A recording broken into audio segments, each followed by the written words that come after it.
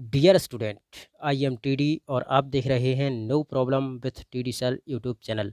इस चैनल में आपका बहुत बहुत स्वागत है। आज हम आपके लिए लेके आए हैं कक्षा 10 की अंग्रेजी के लेसन 1 की दूसरी पोएम का हिंदी अनुवाद इस वीडियो में।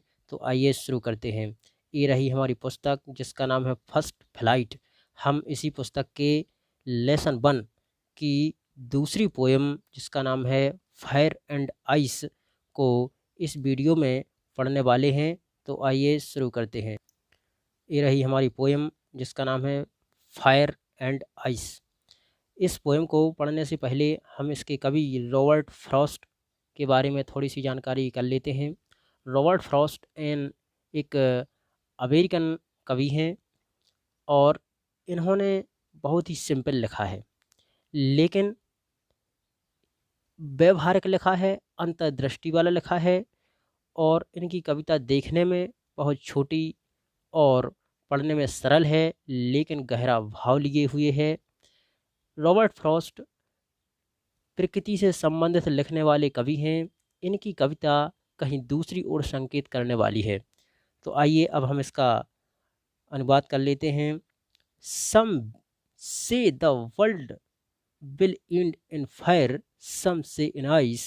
From what I have tasted of desire, I hold with those who favor fire. But if it had to perish twice, I think I know enough of hate to say that for destruction ice is also great and would suffice.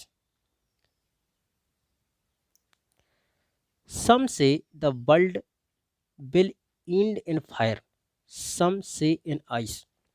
कुछ कहते हैं दुनिया आग से खत्म हो जाएगी, कुछ कहते हैं बर्फ में। कवि कहता है मैंने जो इच्छा का स्वाद लिया है उससे मैं अग्नि के पक्ष में हूँ, लेकिन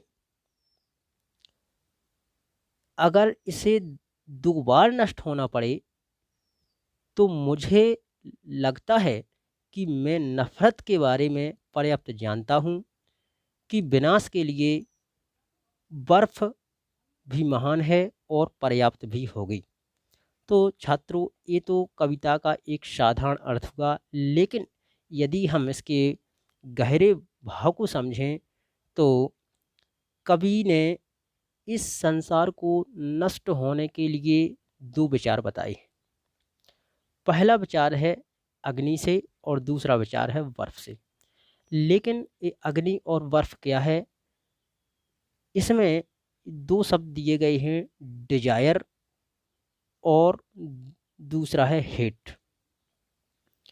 तो डिजायर मीन्स किसी चीज़ को पाने की तीव्र इच्छा और हेट मीन्स नफरत, घृणा। तो कवि कहता है कि कुछ लोग कहते हैं कि यह दुनिया अग्नि में, अब अग्नि की तुलना कवि करता है इच्छाओं से। तो यदि इच्छाएं व्यक्ति की असीमित होंगी और उन इच्छाओं की पूर्ति के लिए व्यक्ति कुछ भी कर सकता है, तो इन इच्छाओं की अग्नि में जलता हुआ व्यक्ति कुछ भी कर सकता है।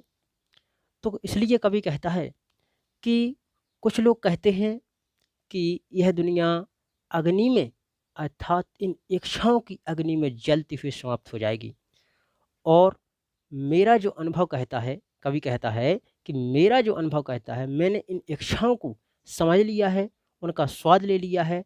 तो मैं उन लोगों के साथ खड़ा हूँ जो कहते हैं कि अग्नि में यह दुनिया नष्ट हो जाएगी। मैं उन्हीं के पक्ष में हूँ, उन्हीं की तरफदारी करूँगा। लेकिन यदि इस दुनिया को दोबारा मौका मिलता है नष्ट होने का, तो मैं एक बात और बताता हूँ कि वह है नफ़रत, घृणा। क्योंकि यदि किसी व्यक्ति को किसी भी वस्तु से, किसी भी जाति से या किसी से भी घृणा होती है, नफ़रत होती है, तो यह नफ़रत एक बर्फ़ के समान है और इस नफ़रत में व्यक्ति का पतन प्रारंभ हो जाता है। व्यक्ति अपनी अवनति की ओर जाता है। तो कवि ने इसलिए कहा है कि यह दुनिया बर्फ से भी समाप्त हो सकती है, और जो इस दुनिया के ख़त्म होने के लिए उतनी ही हानिकारक है जितनी कि अग्नि। इसलिए कवि ने फायर एंड आइस जो कविता का टाइटल दिया है वो अति उत्तम है, क्योंकि अग्नि से भी दुनिया समाप्त हो जाएगी और बर्फ़ से भी दुनिया समाप्त हो जाएगी। तो कवि ने दोनों बातों को इस दुनिया के समाप्त होने का कारण बताया है। ये उसका एक आंतरिक भाव है कविता का। तो छात्रों, वीडियो कैसा लगा हमें ज़रूर बताएं और चैनल को सब्सक्राइब करें, ताकि इस प्रकार के वीडियोस आपको मिलते रहेंगे और अपनी अंग्रेजी को बेहतर बनाएं। अब हम मिलते हैं नेक्स्ट वीडियो में एक नए लेसन के साथ। तब तक के लिए नमस्कार।